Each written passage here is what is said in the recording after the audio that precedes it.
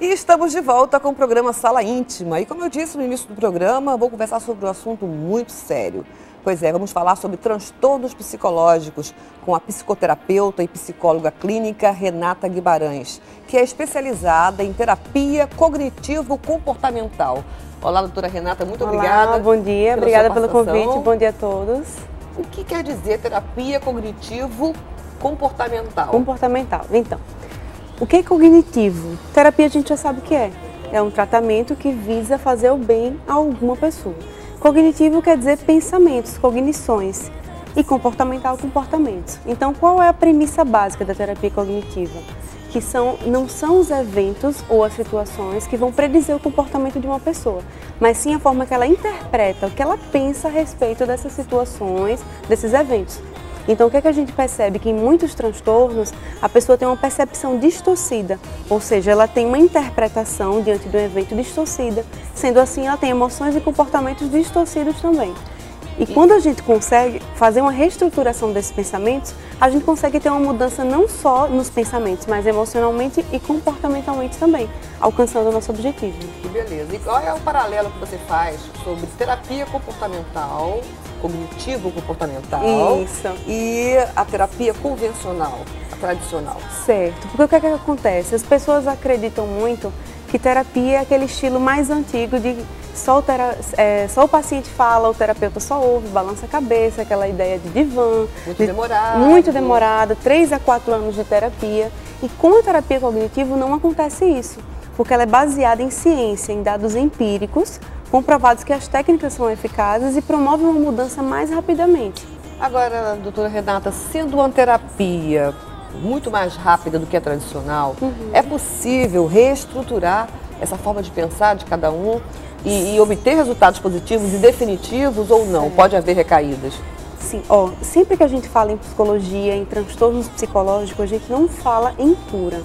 Por quê? A gente fala em remissão de sintomas. Porque é muito complicado a gente dizer que assim, a gente tratou uma pessoa com depressão e essa pessoa nunca mais vai ter depressão.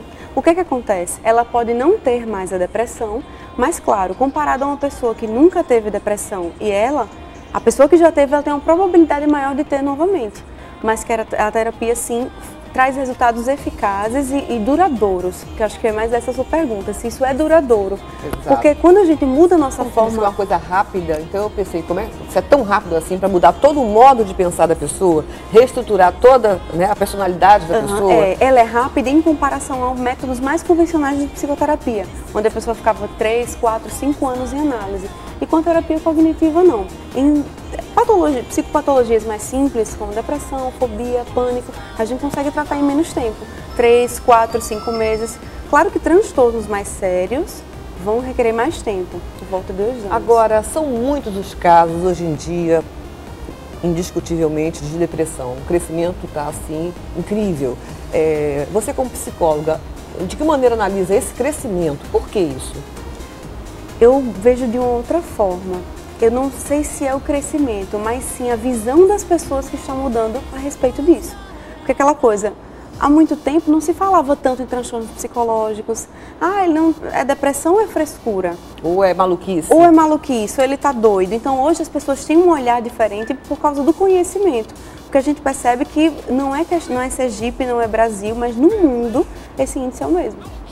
Entende? É verdade. Então talvez a psicologia hoje alcança áreas maiores, não é só clínicas, então assim, muito mais divulgado, as pessoas procuram entender melhor o que acontece, qual a função do psicólogo, né, qual o trabalho que é realizado, e nisso a gente vai divulgando o que é o tratamento, o que são as psicopatologias, e as pessoas vão conhecendo mais. Então acho que o olhar das pessoas está mudando. Quer dizer, hoje em dia existe realmente uma nomenclatura para cada doença, né? Por exemplo, acho que tudo é depressão, né? Acho que a síndrome de pânico, não sei se eu estou certa, você me corrija se eu estiver errada. A síndrome de pânico é uma forma diferenciada, faz parte da depressão, é um deprimido também? Ou não?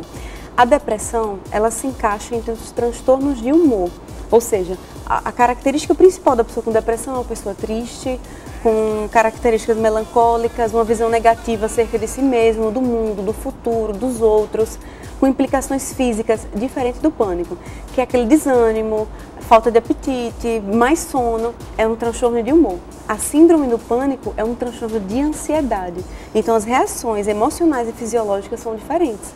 É aquela pessoa extremamente ansiosa, preocupada, que em algum momento da vida teve um ataque de pânico. O que é o ataque de pânico?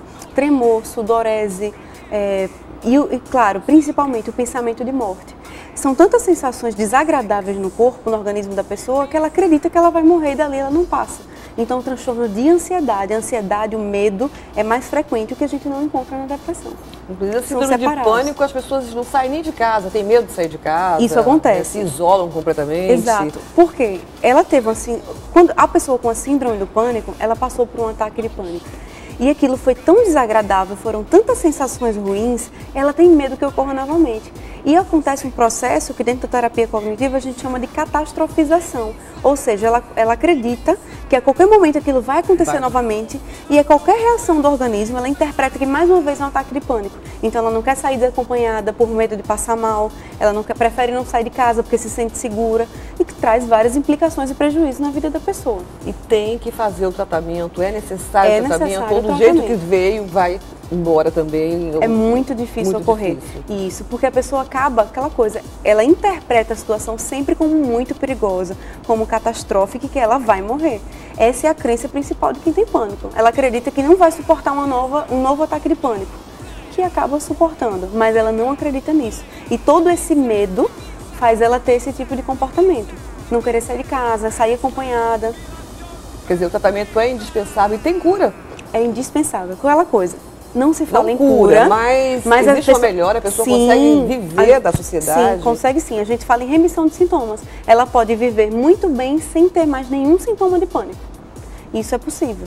Em casos muito graves, se utiliza a medicação. Em casos moderados a leve, a gente faz a psicoterapia e tem muitos resultados positivos. Quais são os outros tipos de fobias, vamos dizer assim, que você encara no seu dia a dia como psicoterapeuta? O que chega muito no consultório, né? Então a gente já falou da depressão, que muita gente não sabe, mas a depressão é mais comum que hipertensão e diabetes. Então, assim, de 15% a 25% da população, um dia vai ter uma síndrome depressiva. Isso é um percentual muito alto. Temos as fobias. O que caracteriza a fobia? É um medo desproporcional diante de um objeto ou situação. Então a pessoa acha o quê? Que ela não, por exemplo, quem tem uma fobia específica, um medo de cachorro, medo de avião, medo de sangue, medo de cobra, ela acha que não vai suportar ficar no mesmo local que aquele objeto naquela situação. Então ela pode ter um ataque de pânico ali, que não é a síndrome de pânico.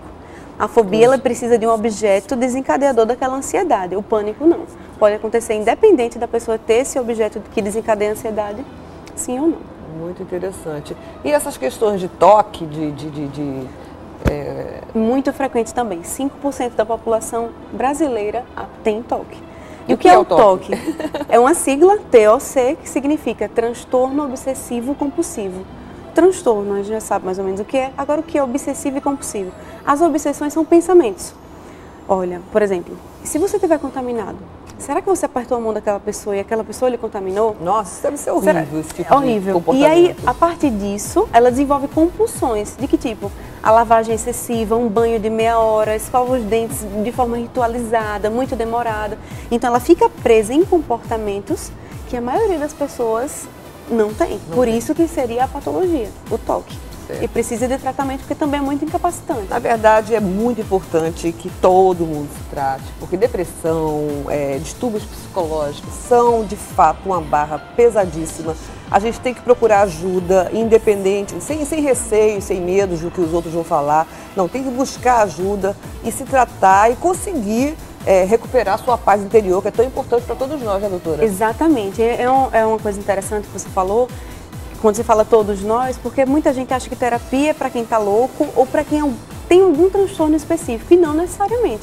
Muitas vezes a gente passa por situações na nossa vida que a gente tem dificuldade de lidar. De uma terapia. Então a terapia vai ajudar nesse sentido, a gente se organizar e ter uma qualidade de vida maior. Ok, doutora Renata, ela é psicóloga clínica, psicoterapeuta, com conhecimento profundo. Muito obrigada pelas suas explicações. Obrigada a vocês pela oportunidade. Eu vou dar o endereço, claro. O consultório dela é do Centro Médico Jardins, na Avenida Ministro Geraldo Barreto Sobral, número 2132. Muito obrigada, doutora. Obrigada a vocês. Um bom dia a todos. Volte sempre.